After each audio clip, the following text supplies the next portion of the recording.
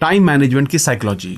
Psychological terms में हर एक इंसान की एक सेल्फ इमेज होती है, एक इंटरनल मास्टर प्रोग्राम जो लाइफ के हर जरूरी एरिया में उनके बिहेवियर को कंट्रोल करता है।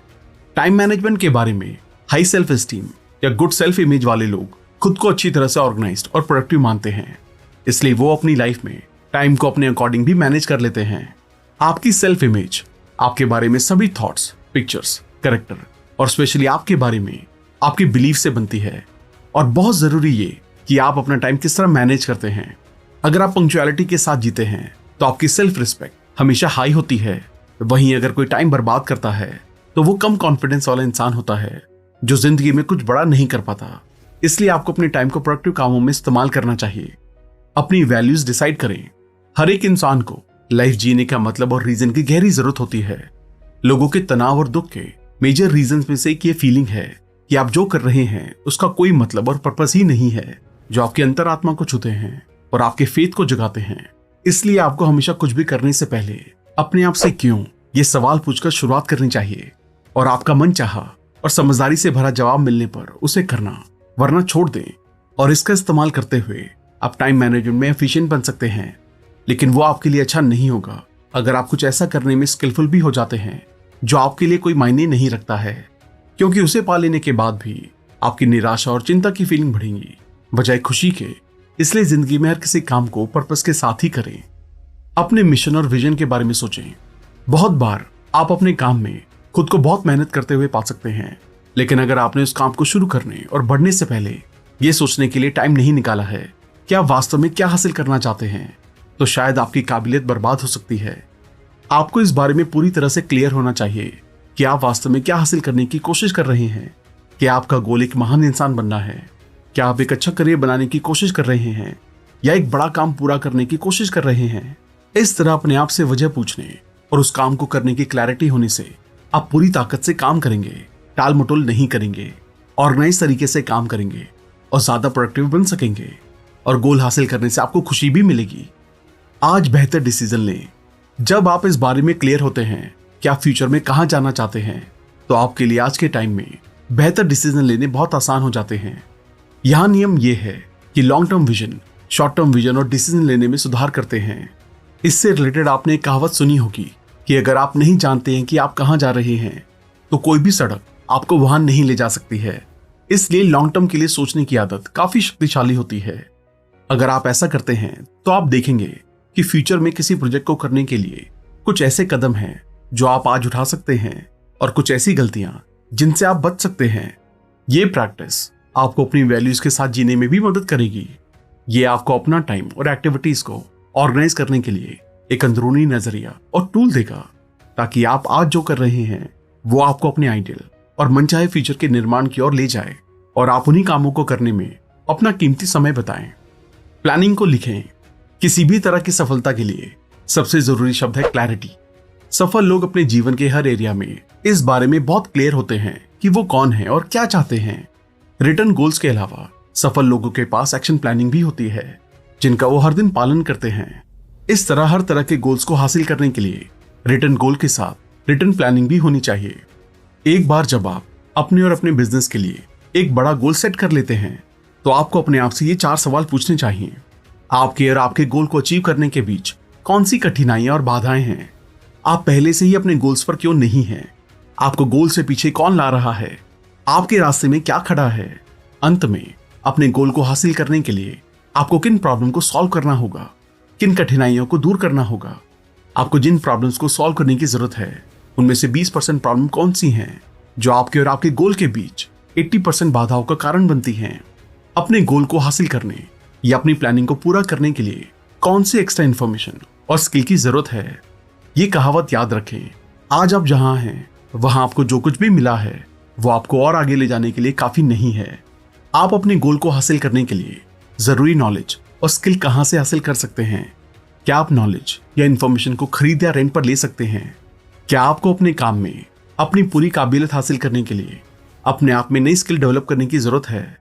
अपने गोल को हासिल करने के प्रोसेस में सही डिसीजन लेने के लिए आपके लिए कौन सी इंफॉर्मेशन जरूरी है?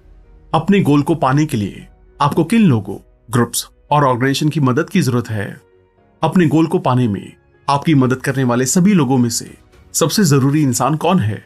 आप इस इंसान की हेल्प और सपोर्ट लेने के बदले में क्या ऑफर कर सकते हैं ताकि आप अपने जरूरी गोल्स को और भी तेजी से हासिल कर सकें? अपने गोल के लिए प्रोजेक्ट चार्ट बनाएं। प्रोजेक्ट चार्ट या पर्ट चार्ट बनाएं।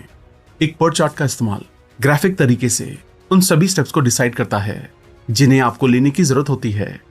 इस टेक्नोलॉजी का इस्तेमाल दुनिया भर में सबसे एफिशिएंट और इफेक्टिव कंपनियों और एग्जीक्यूटिव्स द्वारा किया जाता है। एक पर्ट चार्ट आपको काम को ज्यादा प्रोडक्टिविटी के साथ हासिल करने के अलग अलग तरीके को देखने में काबिल बनाता है। 21 सबसे अच्छे टाइम मैनेजमेंट के टूल्स। प्रायोरिटीज डिसाइड करें। क्लियर प्रायोरिटीज रखने से आपको बेहतर मैनेजमेंट के लिए अपने गोल्स पर फोकस करने और उनकी प्लानिंग करने में मदद मिल सकती है। इसलिए ये डिसाइड करें कि क्या बहुत जरूरी है और क्या कम जरूरी है, क्योंकि बहुत ज्यादा इफेक्टिव लोग कम जरूरी कामों के बजाय ज्यादा जरूरी कामों पर काम करते हैं और इस तरह वो जरूरी कामों को टालते नहीं हैं बल्कि करते हैं। इसलिए आप भी कामयाब बनने के लिए अपने आप से लगातार पूछें, मेरे टाइम का सबसे वैल्यूएबल यूज कैसे कर सकता हूं? ये सोचें कि क्या आप जिस प्रोजेक्ट पर आज के टाइम में काम कर रहे हैं वो आपको फ्यूचर में हाईएस्ट रिटर्न देगा। अपने आप से पूछें कि इस काम को करने से मेरे फ्यूचर पर क्या इफेक्ट पड़ेगा और आज के लिए जरूरी कामों को करें। कॉन्सेंट्रेशन। जब तक एक काम पूरी तरह से पूरा ना हो जाए तब तक उसे पूरा करने में ध्यान लगाएं। अगर आप अपने गोल से भटक जाएं तो दोबारा एक लिस्ट बनाएं कि आपको रोज और वीकली क्या करना है। अपने गोल्स पर फोकस करें और अपनी प्रायोरिटीज डिसाइड करें। अपनी लिस्ट में सबसे जरूरी चीजों को चुनें और जब तक वो खत्म ना हो जाए तब तक किसी और चीज पर काम ना करें। इससे कोई फर्क नहीं पड़ता है कि इसमें कितना टाइम लगता है, और अगर आप कुछ और नहीं करते हैं क्योंकि ये सबसे जरूरी है तो गारंटीड आप कामयाब होने वाले हैं। और ये सच है कि जब आप किसी जरूरी काम पर पूरी तरह से फोकस करेंगे तो आप बहुत अच्छा महसूस करेंगे। दुनिया में सबसे बुरी बात यह है कि जो कुछ भी करने की जरूरत नहीं है उसे बहुत अच्छा करना, और उसके लिए फोकस की बहुत जरूरत होती है। टाइम लिमिट और रिवॉर्ड्स डिसाइड करें। एक रिवॉर्ड को सेट करें जो आपको अपना सबसे जरूरी काम पूरा करने पर मिलने वाला है। हर बार जब आप कोई काम पूरा करते हैं तो अपने आप को एक रिवॉर्ड दें। अपने आप को ट्रेन करें ठीक उसी तरह जैसे आप किसी बच्चे को ट्रेन करते हैं ताकि आपको पूरा काम करने के लिए पॉजिटिव रिजल्ट्स मिल सकें। हर काम को खत्म करने की एक टाइम लिमिट डिसाइड करें और हमेशा टाइम लिमिट से पहले काम को खत्म करने की कोशिश करें।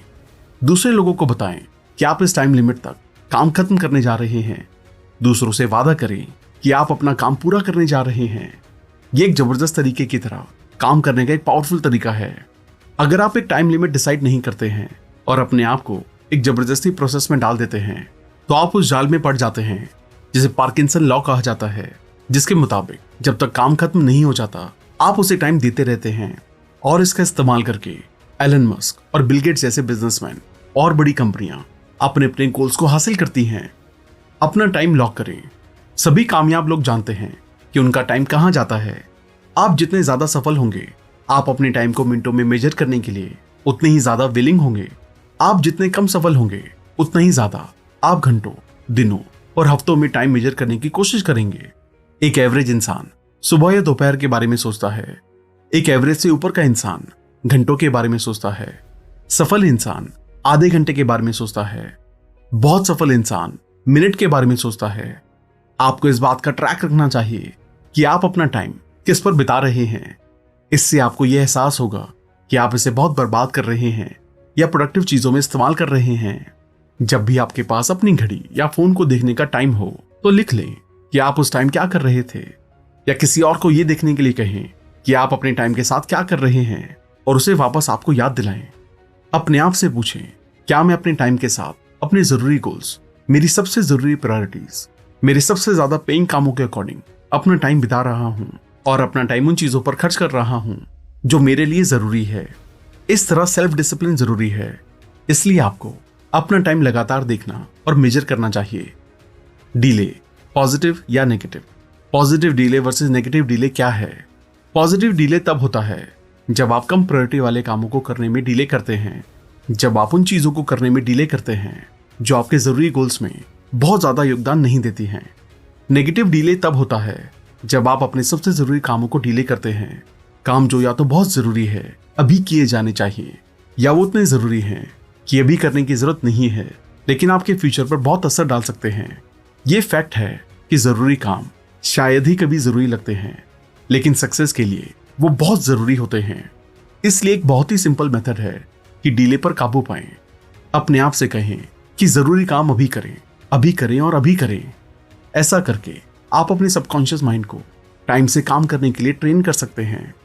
आपको कुछ भी करने के लिए अर्जेंसी की भावना होनी चाहिए और चीजों को जल्दी से करना चाहिए।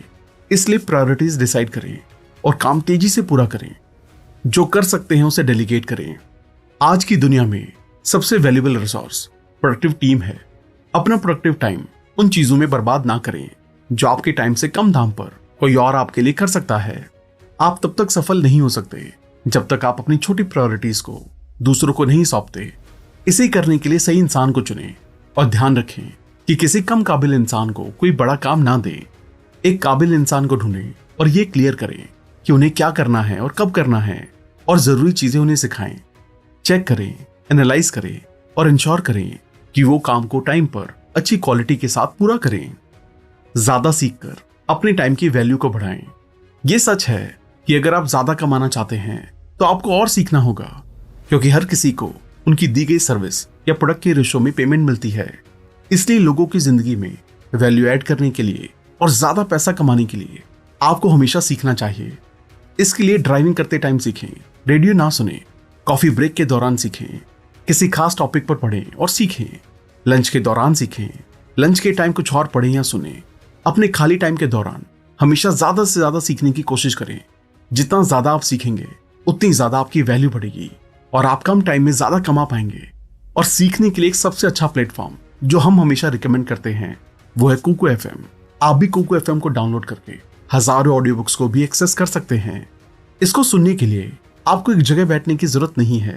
ट्रैवल करते हुए, कुछ खाते हुए, वॉक करते हुए आप इस प्लेटफॉर्म से बहुत कुछ सीख सकते हैं। अभी एनुअल मेंबरशिप के साथ चल रहा है 50% डिस्काउंट। मतलब आपको पूरे एक साल के लिए देने होंगे 399 रुपए की जगह सिर्फ 199 रुपए। इसके लिए जल्दी से RBC 50 कूपन कोड यूज करें, क्योंकि ये सिर्फ पहले 250 यूजर्स को ही मिल पाता है। इसका लिंक आपको डिस्क्रिप्शन में मिल जाएगा। मीटिंग्स कम करें, ये याद रखें, बिना पर्पस की मीटिंग का 50 to 75% टाइम बर्बाद होता है। इसलिए अगर आप एक मीटिंग लेने जा रहे हैं तो इंश्योर करें कि मीटिंग का पर्पस क्या है। इंश्योर करें कि मीटिंग के लिए एक एजेंडा हो। सबसे जरूरी चीजों को करने के लिए पहले एजेंडा तय करें। मीटिंग को टाइम पर शुरू और खत्म करें। देर से आने वाले इंसान का इंतजार ना करें। मीटिंग को इन्वेस्टमेंट के रूप में देखें, और अगर आपको वहां होने की जरूरत नहीं है तो मीटिंग में ना जाएं। रुकावटों से बचें। हम सभी की जिंदगी में फोन कॉल एक इंपॉर्टेंट हिस्सा है, और ये बात अपने आप को याद दिलाएं कि अगर कोई काम बहुत जरूरी है तो वो वापस से फोन करेंगे और अपने काम पर फोकस करते रहें। और एक फिक्स टाइम शेड्यूल करें और लोगों को एक बार में वापस कॉल करें। टेलीफोन के स्लेव ना बने, क्योंकि आपको कॉल करने वाले ज्यादातर लोग टाइम बर्बाद करने वाले होते हैं। अगर लोग फोन करते हैं और पूछते हैं कि क्या आपके पास 1 मिनट है, तो ना कहें और उन्हें बताएं कि वो आपको बाद में कॉल कर सकते हैं। उस टाइम जब आपका अननोन या कम जरूरी कॉल्स का रिस्पॉन्स देने का टाइम हो। जरूरी रिजल्ट ओरिएंटेड एरियाज पर ध्यान दें। अपने आप से पूछें कि मैं पेरोल पर क्यों हूं, मैं और मेरी कंपनी मुझसे क्या रिजल्ट चाहती है, मेरे जरूरी काम क्या हैं। ये जानना बहुत जरूरी है कि आपसे क्या उम्मीद की जाती है, ताकि आप उस उम्मीद किए गए रिजल्ट्स को लाने वाले सबसे जरूरी काम को करने की प्लानिंग करके उन्हें कर सकें। बैच में काम करें। आप कामों को बैच करके, मतलब एक जैसे कामों को एक साथ करके 80% तक टाइम को बचा सकते हैं। इसलिए कामों को एक जैसे ग्रुप्स को एक साथ रखें और उन्हें एक ही बार में कर लें। सफाई के साथ चीजों को ऑर्गेनाइज करके रखें, क्योंकि साफ सफाई से प्रोडक्टिविटी बढ़ती है। बुद्धिमान लोग ये याद रखते हैं कि सब कुछ कहाँ है। वो साफ सफाई के साथ चीजों को ऑर्गेनाइज करके रखते हैं। आप भी अपने काम के एनवायरनमेंट को साफ करें ताकि ये पूरी तरह से साफ सुथरा हो सके। आपके डेस्क पर और कुछ नहीं, बस काम के लिए जरूरी चीजें रखें। इससे आपकी प्रोडक्टिविटी 20 से 40% तक बढ़ जाएगी। उन चीजों पर ध्यान दें जो आपके अलावा कोई और कर सकता है, और इसे किसी और को करने के लिए दे दें। चीजों को एक्शन फोल्डर में फाइल करें, मतलब ऐसे रखें कि जब जरूरत हो तो तुरंत उसका इस्तेमाल किया जा सके। कुछ भी फाइल में रखने से पहले अपने आप से पूछें कि अगर आपने ये डॉक्यूमेंट खो दिया तो क्या होगा, और अगर ये स्पेशली जरूरी नहीं है तो इसे किसी और को मैनेज करने के लिए दे दें और अपने जरूरी कामों में जुट जाएं। अगर आप ऑफिस और ऑफिस टेबल पर मौजूद किसी चीज का इस्तेमाल नहीं कर रहे हैं तो इसे अभी हटा दें। केवल वही रखें जिसकी आपको जरूरत है और इसे ऑर्गेनाइज रखें। जरूरी कामों को करने के लिए जरूरी टाइम निकालें। जरूरी कामों को करने के लिए टाइम की जरूरत होती है, इसलिए किसी काम को शुरू करने से पहले सोचें और टाइम लिस्ट के उन ब्लॉक्स को काटने की आदत डालें और परमानेंट उन एक जैसे कामों को एक साथ करने की प्लानिंग करें जिन्हें आप बिना किसी रुकावट के कर सकते हैं। जरूरी काम के लिए सबसे अच्छा टाइम सुबह बहुत जल्दी या देर रात का हो सकता है, इसलिए इस टाइम अपनी जिंदगी और कंपनी से जुड़े जरूरी डिसीजन लेने की आदत डालें। याद रखें कि क्रिएटिव वर्क और मैनेजमेंट वर्क एक साथ करना इम्पॉसिबल है, इसलिए उन्हें अलग अलग टाइम में किया जाना चाहिए और हर जरूरी चीजों को करने के लिए टाइम का एक हिस्सा टाइम शेड्यूल में बांट लें। अपने फोन को मास्टर करें, इसे आपका बॉस ना बनने दें। याद रखें कि आपका फोन मुख्य रूप से एक बिजनेस टूल है और जिंदगी में एक हेल्पिंग टूल है, इसलिए इसे इसी तरह इस्तेमाल करें। जब कोई कॉल करता है तो सीधे मुद्दे पर पहुंचने की कोशिश करें। हमेशा पूछें, मैं आपकी कैसे मदद कर सकता हूं। क्लियर करें क्या वो एक बिजनेस कॉल है या पर्सनल। बिजनेस कॉल से अपने डिसाइडेड टाइम पर ही बात करें, क्योंकि ऐसी कॉल करने वाले कई लोग टाइम बर्बाद करने वाले होते हैं और उनमें से कई सारे टाइम को इंपॉर्टेंस नहीं देते हैं। लेकिन आप अपने टाइम पर ध्यान रखें और उसकी वैल्यू करें। और अंत में सबसे जरूरी बात, टेलीफोन मीटिंग के दौरान अच्छी और जरूरी बातों को नोट करें, पर्सनल और प्रोफेशनल कॉल दोनों बार, ताकि बाद में आप जरूरी बातें डायरेक्ट कर सकें और टाइम का प्रोडक्टिव इस्तेमाल हो सके। टाइम के पाबंद रहें। आप ऐसा इंसान बनने की चाहत रखें जिसकी रेपुटेशन हमेशा टाइम के पाबंद रहने वाले लोगों के रूप में हो। यह फैक्ट है कि दुनिया में 5% से कम लोग टाइम के पाबंद हैं और यही लोग इस दुनिया के हर फील्ड पर राज करते हैं, चाहे वो बिजनेस हो, ज्यादा पैसा कमाना हो, पॉलिटिक्स हो या कोई और फील्ड। अगर किसी से मिलने में जब आपको देर हो जाती है तो आप उस इंसान की इंसल्ट कर रहे होते हैं जिससे आप मिल रहे हैं। इसलिए इंटरव्यू या मीटिंग के लिए किसी को वेट ना करवाएं, टाइम से स्टार्ट करें और मीटिंग में पहुंचें। यहां तक कि एक सीनियर के रूप में आपको उन लोगों को भी कभी वेट नहीं करवाना चाहिए जो आपके लिए काम करते हैं, क्योंकि ये सबसे बुरी चीज है जो कोई कर सकता है। इसलिए एक रिस्पेक्टेबल इंसान बनने के लिए, दूसरों की और अपने टाइम की रिस्पेक्ट करने के लिए हमेशा टाइम के पाबंद रहें। काम को आसान बनाएं। हमेशा काम को तेजी से, सस्ते और बेहतर तरीके से करने के तरीकों की तलाश में रहें। मौजूदा काम के तरीकों को बेहतर बनाते रहें। ज्यादा टाइम तक काम करना ही जरूरी नहीं है, बल्कि तेजी से अच्छा काम करना इंपॉर्टेंट है। इसलिए भले ही कम चीजें करें, लेकिन जरूरी चीजें ज्यादा और अच्छे से करें। वो चीजें करें जिनमें आप बेहतर हैं। आप जो सबसे अच्छा करते हैं उस पर ध्यान केंद्रित करें और कम गलतियां करें। गलती से ना डरें, लेकिन कोई गलती भी ना दोहराएं और चीजों को एक साथ करें, टीम वर्क करें और दूसरे लोगों के साथ टीम बनाकर काम करें। इससे कम टाइम में अच्छी प्रोडक्टिविटी के साथ काम हो सकता है। ना कहना सीखें, इसे जल्दी और अक्सर कहें। हर उस बात और काम को ना कहें जो आपके गोल्स में कंट्रीब्यूट नहीं करता है।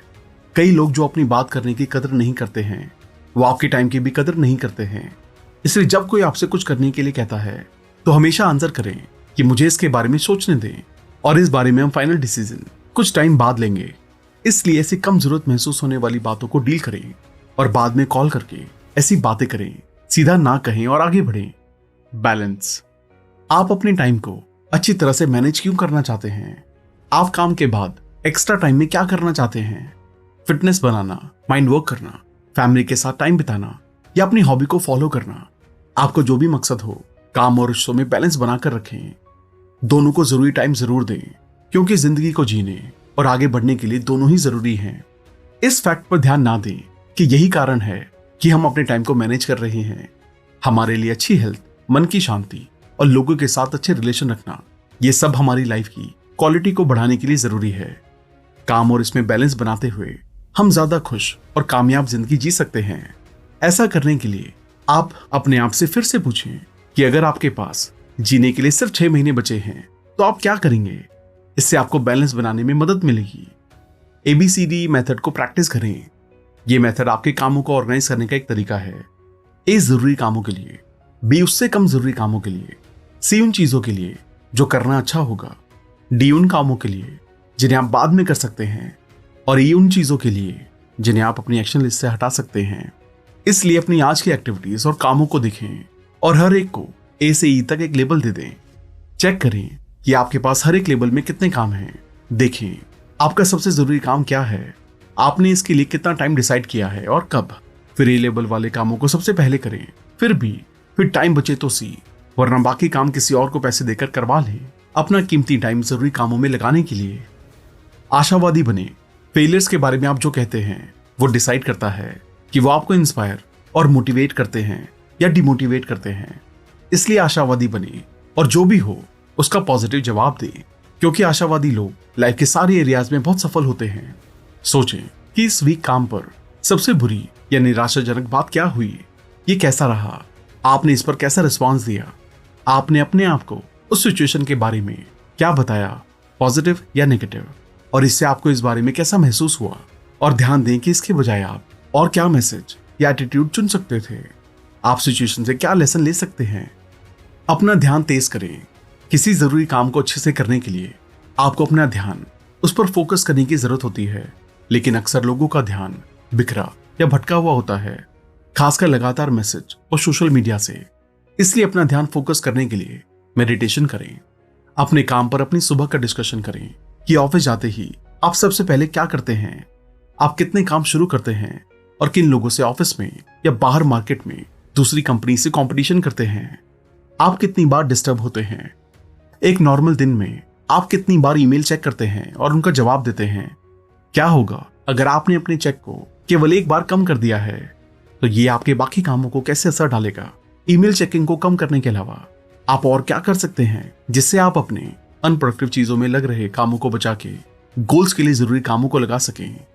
तो दोस्तों, ये है टाइम मैनेजमेंट के तरीके जिन्हें हमारे देश और दुनिया के लगभग सभी कामयाब लोग इस्तेमाल करते हैं और अपने टाइम का प्रोडक्टिव और अच्छा इस्तेमाल करते हैं, जिन्हें आप भी करके जिंदगी में काम और रिश्तों में बैलेंस बनाते हुए जिंदगी में कामयाबी की तरफ बढ़ सकते हैं। मुझे उम्मीद है कि टाइम मैनेजमेंट के बारे में आपने बहुत सारे लेसन सीखे होंगे। अब इन्हें अपनी जिंदगी में अपनाएं और प्रोडक्टिव तरीके से टाइम मैनेज करते हुए ज्यादा खुशहाली और कामयाबी की तरफ बढ़ें।